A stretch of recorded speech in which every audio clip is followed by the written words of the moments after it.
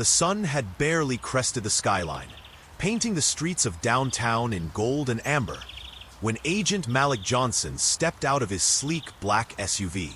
His frame was imposing, honed by years of discipline, muscle defined even under his tailored suit.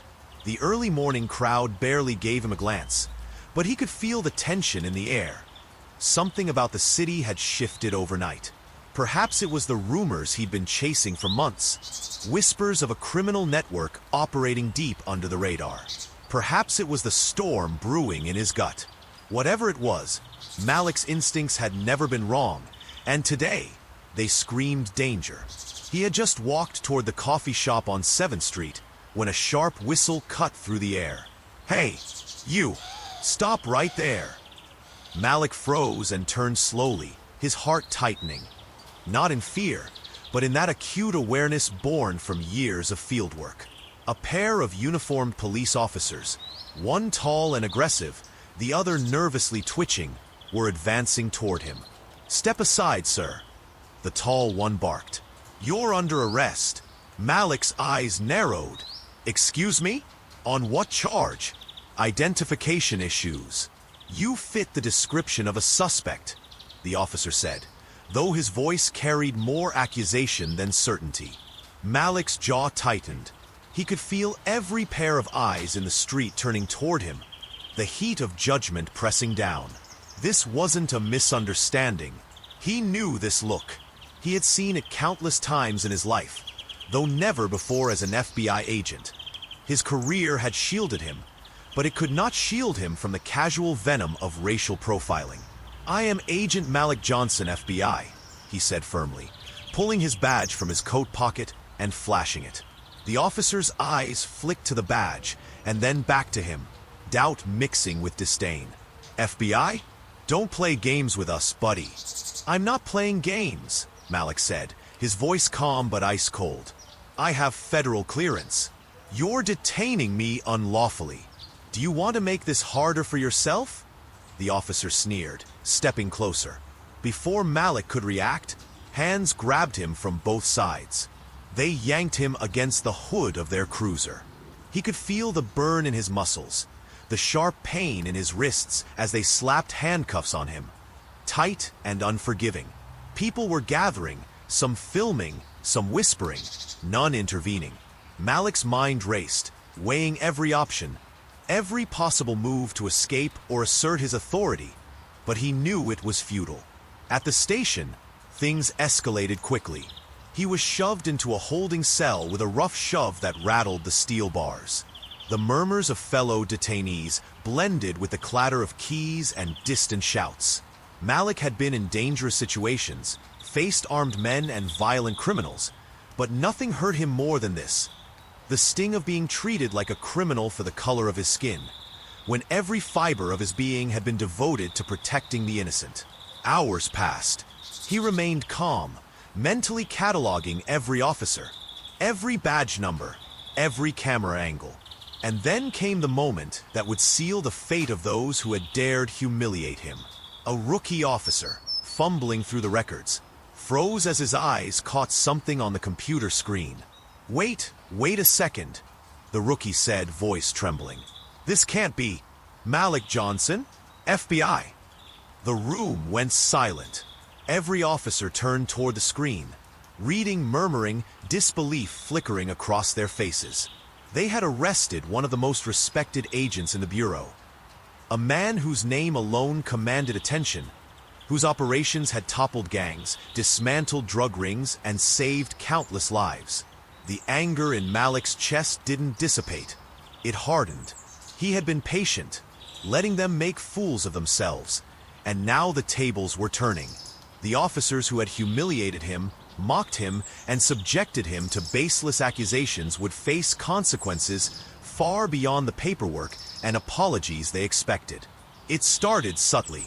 Malik didn't lash out immediately. Instead, he let the disciplinary process begin. Internal affairs were called. Complaints were filed. Investigations uncovered not only misconduct, but patterns of racial profiling, abuse of power, and cover-ups.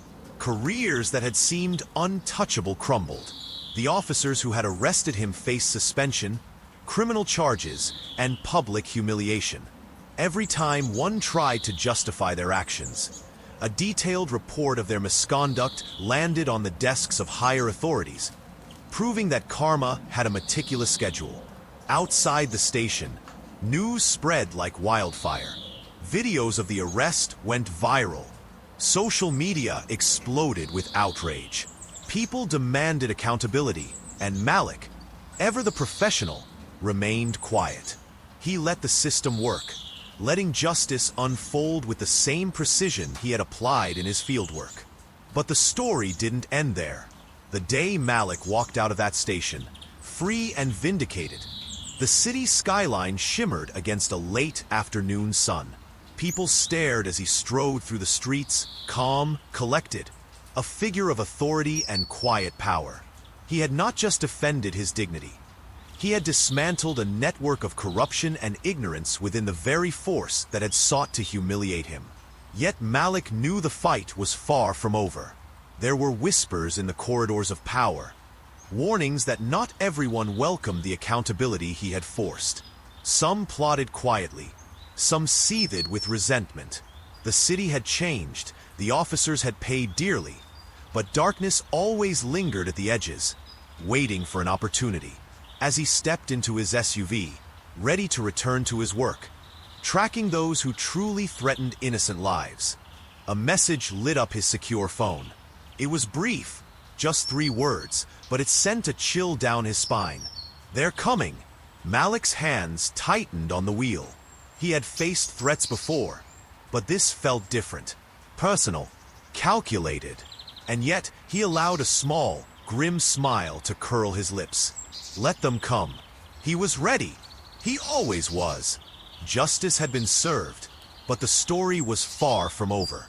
The city was a chessboard, and Malik had just revealed he was not only a player, but a master strategist. The next move, he knew, would determine whether the scales of karma and justice would continue to tip in favor of the righteous, or whether darkness would attempt a dangerous counterattack.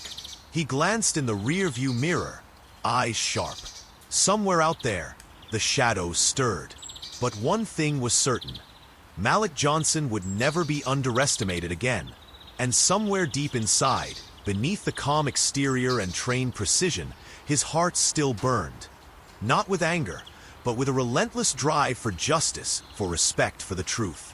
He had paid his dues in patience and silence. Now it was time for the next chapter. The city would see the force he was, the power he wielded, and the wrath reserved for those who dared to cross the line. The cliffhanger hung in the air like a storm cloud. The agents of darkness were watching, planning, waiting. But Malik Johnson had a plan of his own. And when the inevitable confrontation came, no one, no system, no man, no prejudice would stand in his way. For now, the city breathed. But it did so knowing that a storm was coming. A storm that carried the weight of justice, the fire of karma, and the resolve of a man who would not be broken, not by prejudice, not by fear, not by anyone. And the world would soon witness what happens when a black man, wronged by those who underestimated him, decides that enough is enough.